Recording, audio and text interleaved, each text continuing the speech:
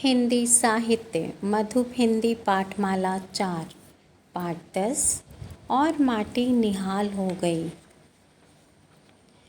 जिसने मरना सीख लिया जीने का अधिकार उसी को, जो कांटों के पथ पर आया फूलों का उपहार उसी को। बच्चों, हमारे देश में अनेक स्वतंत्रता सेनानियों की गाथा गाई जाती है। स्वतंत्रता संग्राम में पुरुषों के साथ साथ अनेक महिलाओं का भी बहुत बड़ा योगदान रहा है, जिनमें प्रमुख हैं झांसी की रानी लक्ष्मीबाई, दुर्गावती, कालीबाई आदि। आइए आज मैं इस पाठ को और माटी निहाल हो गई का सारांश बताने जा रही हूँ।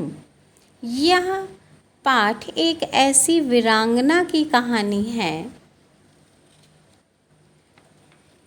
जिन्होंने अपने बलिदान से सच्ची देशभक्ति का परिचय दिया और वह मरकर भी अमर हो गई।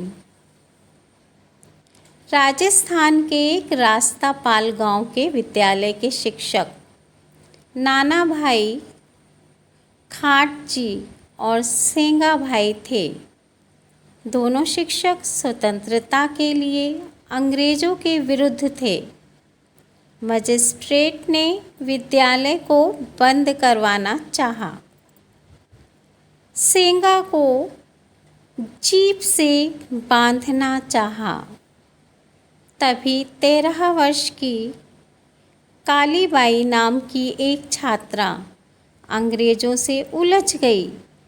उसने अपने गुरु की रस्सियों को काट दिया।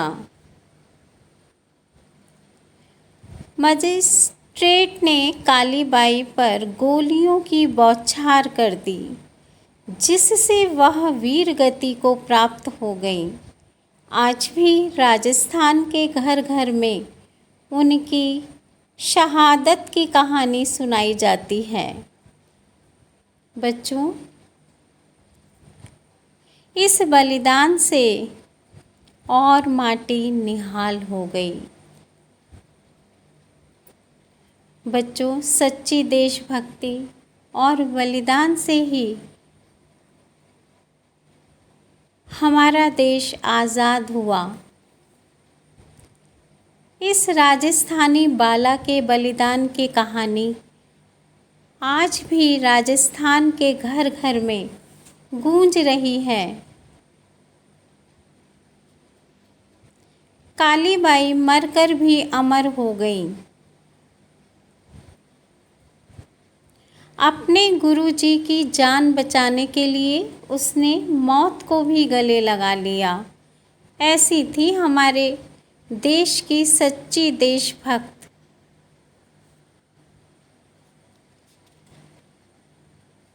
धन्यवाद।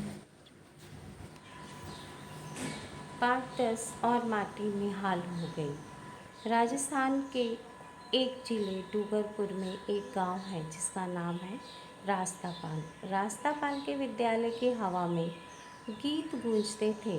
उन गीतों में मातृभूमि के लिए प्यार भरा होता था। इसी गांव में 2 अध्यापक रहते थे। एक का नाम नाना भाई खाट जी और दूसरे का नाम सेंगा भाई था। ये दोनों अध्यापक विद्यालय में बच्चों को पढ़ाने के साथ साथ देश प्रेम की भी शिक्षा देते थे। उन दिनों हमारा देश गुलाम था। अंग्रेज़ सरकार भारतवासियों को तरह तरह से सताती थी। कठिन शब्दों को रेखांकित कीजिए। राजस्थान, रास्तापाल, मातृभूमि, गुलाम। बच्चों, गुलाम का अर्थ होता है परतंत्र और भारतवासी भारत में रहने वाले लोग। अब इसका अर्थ जानिए। राजस्थान एक ज़िले का नाम है। राजस्थान ज़िले में डूंगरपुर एक गांव है जिसका नाम है रास्तापाल। रास्तापाल में एक विद्यालय है उस विद्यालय में जो गीत गाए जाते थे वह मातृभूमि और देश प्रेम से संबंधित होते थे। यानी विद्यालय में गाए जाने वाले गीत देश प्रेम गीत होते थे। मातृभूमि और देश के प्रति उन गीतों में प्यार भरा होता था। उसी गांव में 2 अध्यापक थे। एक का नाम नाना भाई खाट जी और दूसरे का नाम सेंगा भाई था। ये दोनों अध्यापक अपने विद्यालय में बच्चों को पढ़ाई के साथ साथ देश प्रेम की भी शिक्षा देते थे। उन दिनों हमारा देश गुलाम था और हमारे देश अंग्रेज़ों के अधीन था और अंग्रेज़ सरकार भारतवासियों पर तरह तरह के अत्याचार करती थी, जुल्म करती थी और उन्हें सताती थी। प्रश्नोत्तर, विद्यालय कहाँ स्थित था? बिल्कुल सही उत्तर, विद्यालय जिला राजस्थान डूंगरपुर रास्तापाल गांव में स्थित था।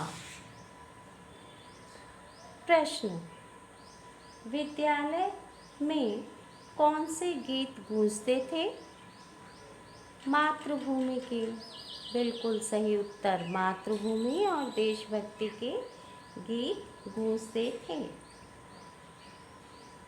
गांव में रहने वाले दोनों अध्यापकों के नाम क्या थे?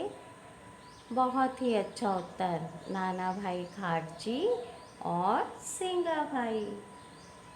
अंग्रेज सरकार भारतवासियों के साथ कैसा व्यवहार करती थी? बिल्कुल सही उत्तर, अंग्रेज सरकार भारतवासियों के साथ बुरा व्यवहार करती थी। नाना भाई और सेंगा भाई को अंग्रेजों से बड़ी घृणा थी। जब भी अंग्रेज गांव वालों पर अत्याचार करते, दोनों अध्यापकों का खून खौलने लगता था।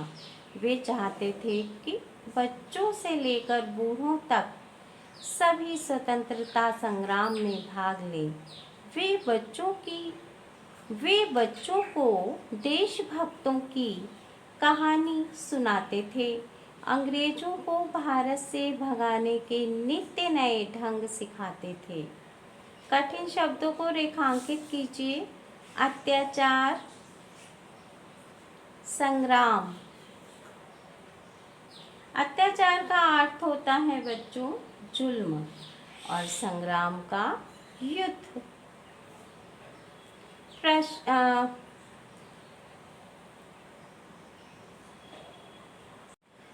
अर्थ को समझिए। नाना भाई और सेंगा भाई अंग्रेजों से नफरत करते थे और जब अंग्रेजी सरकार के सिपाही गांव वालों पर अत्याचार करते, उन्हें सताते, तब वह गुस्से से भर उठते थे। उनका खून खौलने लगता था। खून खौलना मतलब अधिक क्रोध आना, अधिक गुस्सा आना।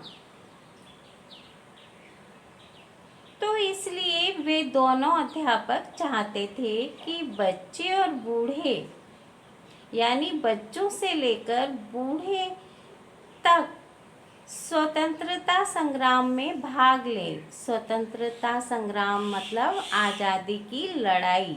संग्राम का अर्थ होता है युद्ध। तो स्वतंत्रता के लिए जो युद्ध हम करेंगे उसमें वे भाग लें। इसलिए वह देशभक्तों की कहानी बच्चों को सुनाते थे, जिससे उन्हें अपने देश से प्रेम हो और वह अपने देश से प्यार करें और स्वतंत्रता संग्राम में भाग लें। देश प्रेम से भरी देशभक्तों की कहानियों से प्रेरणा लेकर वह स्वतंत्रता संग्राम में भाग लें। इसलिए वे देशभक्तों की कहानियाँ बच्चों को सुनाते थे और अंग्रेजों को भारत से भगाने के रोज़ाना नए ढंग सिखाते थे। प्रश्न, नाना भाई सेंगा भाई को किससे घृणा थी? अंग्रेजों से। बिल्कुल सही उत्तर, अंग्रेजों से घृणा थी। दोनों अध्यापक बच्चों को किसकी कहानियां सुनाते थे? बिल्कुल सही उत्तर, दोनों अध्यापक बच्चों को देशभक्तों की कहानियां सुनाते थे।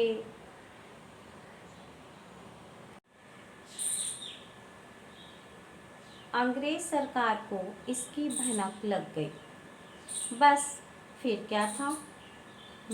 मजिस्ट्रेट दल बल सहित विद्यालय में आ धमका। उसने टपट कर कहा, यह विद्यालय अभी बंद करो। आपके कहने से हम विद्यालय बंद नहीं करेंगे, सेंगा भाई ने निर्भीकता से उत्तर दिया। इतना सुनना था कि मजिस्ट्रेट आपे से बाहर हो गया। तुम्हारी इतनी हिम्मत कि तुम मेरी बात टालो, वह चिल्लाया। कठिन शब्दों को रेखांकित कीजिए। निर्भीकता, भनक। भनक का अर्थ होता है बच्चों जानकारी, और निर्भीकता का अर्थ होता है ना डरने का भाव। अर्थ को समझिए। अंग्रेज सरकार को जब इस बात की जानकारी हुई कि विद्यालय में नित्य नए ढंग सिखाए जाते हैं अंग्रेजी सरकार का मुकाबला करने के लिए, तो उन्होंने विद्यालय को बंद करवाने के लिए कहा। उन्होंने विद्यालय को बंद करना चाहा और गांव में आकर विद्यालय बंद करने के लिए कहा। लेकिन सेंगा भाई ने बिना किसी डर के निडरता का भाव रखते हुए निडरता के साथ उन्होंने कहा कि हम विद्यालय को नहीं बंद करेंगे। उसका परिणाम यह हुआ कि मजिस्ट्रेट आपे से बाहर हो गया। यानी आपे से बाहर होना, अत्यधिक क्रोध आना। वह क्रोधित हो गया, बहुत ज़्यादा गुस्सा हो गया और चिल्लाया कि तुम्हारी इतनी हिम्मत कि तुम मेरी बात टालो, मेरी बात ना मानो। ऐसा कहकर वह क्रोधित हुआ। अब प्रश्न, किसने कहा विद्यालय बंद करो? बिल्कुल सही उत्तर, मजिस्ट्रेट ने कहा विद्यालय बंद करो। किसने कहा विद्यालय नहीं बंद करेंगे? बिल्कुल सही उत्तर, सेंगा भाई। सेंगा भाई ने कहा विद्यालय नहीं बंद करेंगे। बांध दो इसे जीप के पीछे, उसने सिपाहियों को आदेश दिया। इससे पहले कि सिपाही आगे बढ़ते, नाना भाई गरज उठे, खबरदार, अगर किसी ने सेंगा भाई को हाथ भी लगाया तो। अभी वह अपनी बात पूरी भी नहीं कर पाए थे कि सिपाहियों ने उन्हें बंदूक की मूठ से पीट कर अधमरा कर दिया। कठिन शब्दों को रेखांकित कीजिए। आदेश, आदेश का अर्थ होता है आज्ञा। मूठ, मूठ का अर्थ होता है किसी भी उपकरण का हत्था। अर्थ को समझिए बच्चों। मजिस्ट्रेट ने सिपाहियों को आदेश दिया कि सेंगा भाई को जीप के पीछे बांध दो और इन्हें ले चलो। लेकिन नाना भाई ने उनका विरोध किया और कहा कि सेंगा भाई को हाथ भी मत लगाना। वह अभी अपनी बात पूरी भी नहीं कर पाए थे कि सिपाहियों ने उन पर अत्याचार करना शुरू कर दिया। अत्याचार का मतलब कि उन्हें जुल्म करने लगे, अन्याय करने लगे, उन्हें उनकी बात मानने या सुनने के स्थान पे उनको बुरी तरह बंदूक के हत्थे से पीट पीट कर घायल कर दिया। प्रश्न, सिपाहियों ने किसे पीट पीट कर अधमरा कर दिया? बिल्कुल सही उत्तर।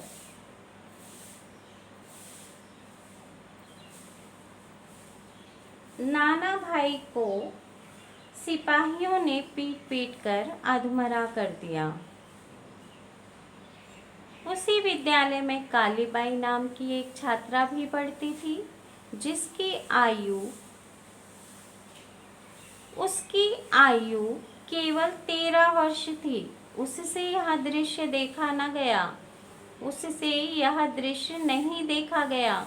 वह तेजी से आगे बढ़ी, उसने जीप का रास्ता रोक लिया। छोड़ दो हमारे गुरुजी को, कहते हुए सिपाहियों से उलझ गई। पुलिस ने उसे पकड़कर पीछे की ओर ढकेल दिया।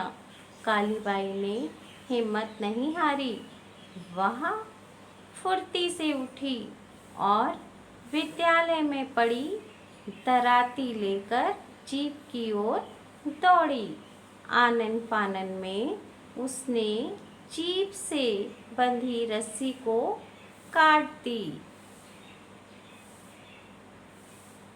कठिन शब्दों को रेखांकित कीजिए।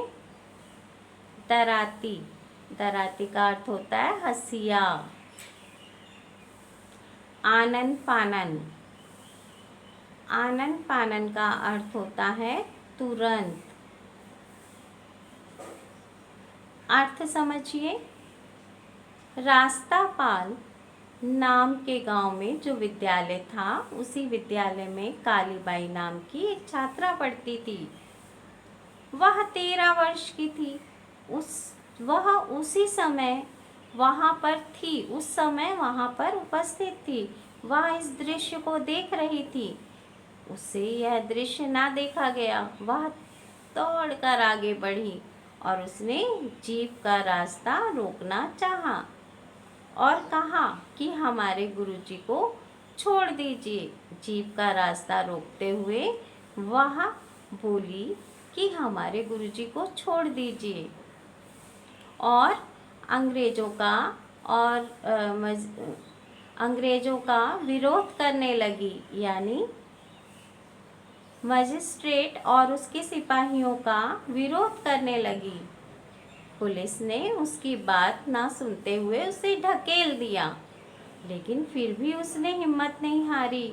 वह बड़ी तेजी से उठी और विद्यालय की ओर दौड़ी और वहाँ पर रखी हुई दराती यानी हंसिया को लेकर जीप की ओर बड़ी ही तेजी से दौड़ी और तुरंत ही उसने जीप से बंधी रस्सी को काट दिया।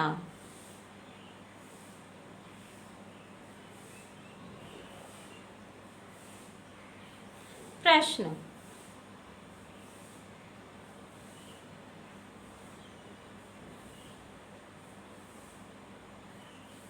छात्रा का नाम क्या था?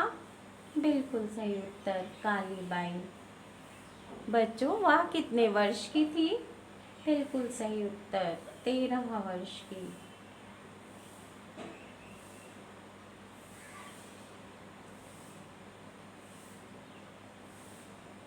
बच्चों, जीप के पीछे किसको बांधा गया था? बिल्कुल सही उत्तर, सेंगा भाई को।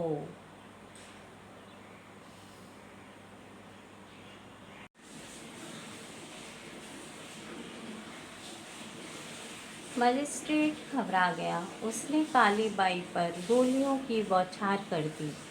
वीर बालिका के रक्त से मरुभूमि लाल हो उठी। बच्चों, मजिस्ट्रेट बुरी तरह घबरा गया और उसने कालीबाई पर गोलियों की बौछार शुरू कर दी।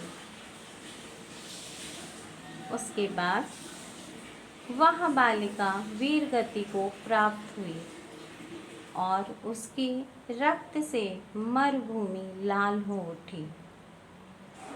प्रश्न, काली बाई पर किसने गोलियों की बौछार की? बिल्कुल सही उत्तर, मजिस्ट्रेट। किसके बलिदान से मरुभूमि लाल हो उठी? बिल्कुल सही उत्तर, काली बाई। उधर जैसे ही गोलियों की आवाज हुई, विद्यालय के सभी विद्यार्थी जीप की ओर दौड़ पड़े। उन्होंने जीप को घेर लिया। देखते ही देखते हजारों की भीड़ वहां एकत्रित हो गई। उन्होंने सिपाहियों पर हल्ला बोल दिया। सिपाहियों के हाथ पांव फूल गए। वे अपनी जान बचाने के लिए गोलियों की बौछार करते हुए 9-2-11 हो गए। कठिन शब्द को रेखांकित कीजिए। एकत्रित अर्थ समझिए। जैसे ही गोलियों की आवाज हुई, उस आवाज को सुनकर सभी विद्यार्थी जीप की ओर दौड़े और उन्होंने जीप को चारों तरफ से घेर लिया। वह हजारों की संख्या में वहां इकट्ठे हो गए। यह देखकर तो सिपाही भयभीत हो गए और उनके हाथ पांव फूल गए। वह अपनी जान बचाने के लिए गोलियों की बौछार करते हुए 9-2-11 हो गए। बच्चों, यहाँ पर मुहावरे का प्रयोग हुआ है। पहला मुहावरा है हाथ पांव फूल जाना,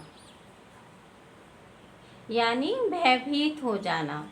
जैसे इसमें बताया गया है कि जैसे ही सिपाहियों पर हजारों की भीड़ ने हल्ला बोला तो वह भयभीत हो गए और उनके हाथ पांव फूल गए।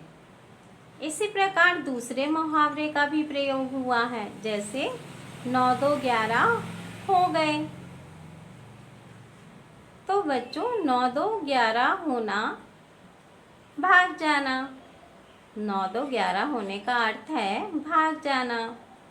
जैसे ही उन्होंने भीड़ को देखा तो वह अपनी जान बचाने के लिए 9-2-11 हो गए। काली बाई मरकर भी अमर हो गई। अपने गुरुजी की जान बचाने के लिए उसने मौत को गले लगा लिया।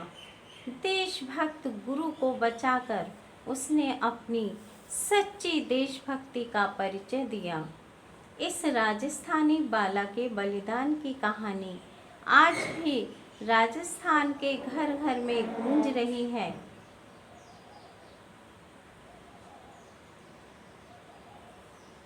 बच्चों, अर्थ को समझिए। कालीबाई नाम की छात्रा अपने गुरुजी को बचाने के लिए अपने प्राणों का बलिदान दे दिया। अपने गुरुजी की जान बचाने के लिए उसने अपने प्राणों का बलिदान दे दिया और अपने प्राणों का बलिदान देकर वह अमर हो गई। उसने सच्ची देशभक्ति और सच्चे देशभक्त का परिचय दिया। वह देश पर बलिदान होकर एक सच्ची देशभक्त कहलाई। राजस्थान की रहने वाली काली बाई के बलिदान की कहानी आज भी राजस्थान के घर घर में प्रेरणा बन गई है।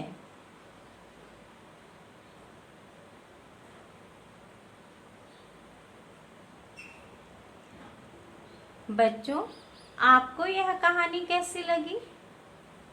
बिल्कुल सही उत्तर, बहुत ही अच्छी लगी।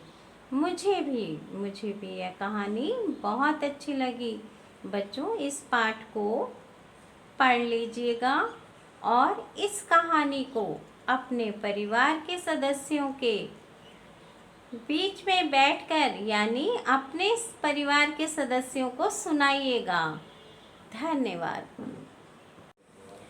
आज की पुनरावृत्ति में हमने अभी तक जाना कि राजस्थान जिले के रास्तापाल गांव में विद्यालय है और उस विद्यालय के शिक्षक नाना भाई खाटजी और सिंगा भाई थे। वह बच्चों को शिक्षा के साथ साथ मातृभूमि की देशभक्ति की शिक्षा भी देते थे। दोनों शिक्षक स्वतंत्रता के लिए अंग्रेजों के विरुद्ध थे। मजिस्ट्रेट ने विद्यालय को बंद करवाना चाहा, सेंगा को जीप से बांधना चाहा। तभी 13 वर्ष की कालीबाई नाम की एक छात्रा अंग्रेजों से उलझ गई। उसने अपने गुरुजी की रस्सियों को काट दिया। मजिस्ट्रेट ने कालीबाई पर गोलियों की बौछार कर दी, जिससे वह वीर गति को प्राप्त हो गई। आज भी राजस्थान के घर घर में उसकी शहादत की कहानी सुनाई जाती है। बच्चों, अब हम पाठ के अभ्यास को करेंगे।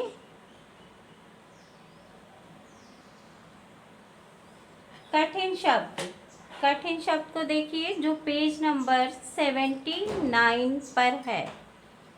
राजस्थान, डूंगरपुर, रास्तापाल, विद्यालय, मातृभूमि, घृणा, संग्राम, मजिस्ट्रेट, निर्भीकता, गुरु, मरुभूमि, देशभक्त। प्रश्न, प्रस्तुत कहानी किस समय की है? बच्चों, प्रस्तुत कहानी उस समय की है जब हमारा देश गुलाम था। जिस समय हमारे देश में अंग्रेजों का शासन था। गांव का विद्यालय कैसा था? गांव का विद्यालय अच्छा था। प्रश्न, कालीबाई कौन थी? कालीबाई एक छात्रा थी। दोनों अध्यापकों के क्या नाम थे? दोनों अध्यापकों के नाम नाना भाई खाटजी और सेंगा भाई था। अब सोचिए और उत्तर दीजिए। देश के प्रति अपने प्रेम का परिचय आप कैसे देंगे? जी हाँ बच्चों, देश के प्रति आप अपने प्रेम का परिचय कालीबाई की तरह ही देंगे, जैसे उन्होंने देश के प्रति अपने प्रेम का परिचय दिया। अवसर मिलने पर आप भी देश के प्रति इसी प्रकार अपने प्रेम का परिचय देंगे। खालिस्तानों को भरना है। रास्तापाल गांव खालिस्तान जिले में है। राजस्थान, डूंगरपुर। सही उत्तर राजस्थान। कालीबाई की आयु खालिस्तान वर्ष थी 15-13। सही उत्तर 13 वर्ष। मजिस्ट्रेट ने खालिस्तान पर गोलियों की बौछार कर दी। सेंगा भाई, कालीबाई। सही उत्तर कालीबाई। भीड़ ने खालिस्तान पर हल्ला बोल दिया। सेंगा भाई, सिपाहियों। सही उत्तर सिपाहियों। किसने किससे कहा? आपके कहने से हम विद्यालय बंद नहीं करेंगे। किसने कहा? सेंगा भाई। किससे कहा? मजिस्ट्रेट। बांध दो इसे जीप के पीछे। किसने कहा? मजिस्ट्रेट। किससे कहा? सिपाहियों से। खबरदार, अगर किसी ने सेंगा भाई को हाथ भी लगाया तो? किसने कहा? नाना भाई। किससे कहा? मजिस्ट्रेट और सिपाहियों से।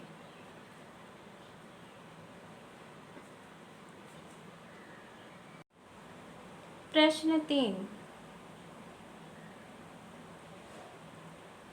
निम्नलिखित पाठ्यांश को पढ़कर पूछे गए प्रश्नों के उत्तर लिखिए। काली बाई मरकर भी अमर हो गई। प्रश्न, कौन मरकर भी अमर हो गई? उत्तर, काली बाई। अपने गुरुजी की जान बचाने के लिए उसने मौत को गले लगा लिया। देशभक्त गुरु को बचाकर उसने सच्ची देशभक्ति का परिचय दिया। इस राजस्थानी बाला के बलिदान की कहानी आज भी राजस्थान के घर घर में गूंज रही है। प्रश्न, काली बाई ने देशभक्ति का परिचय कैसे दिया? उत्तर, देशभक्त गुरु को बचाकर उसने सच्ची देशभक्ति का परिचय दिया। प्रश्न, राजस्थान के घर घर में किसकी गूंज है? उत्तर, राजस्थान के घर घर में राजस्थानी बाला काली बाई के बलिदान की गूंज है। प्रस्तुत पंक्तियों में से मुहावरा चुनकर अर्थ लिखना है। इनमें मुहावरा है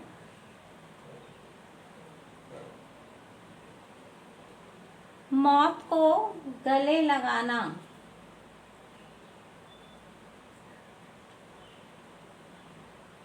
जिसका अर्थ होता है अपनी जान की बाजी लगाना।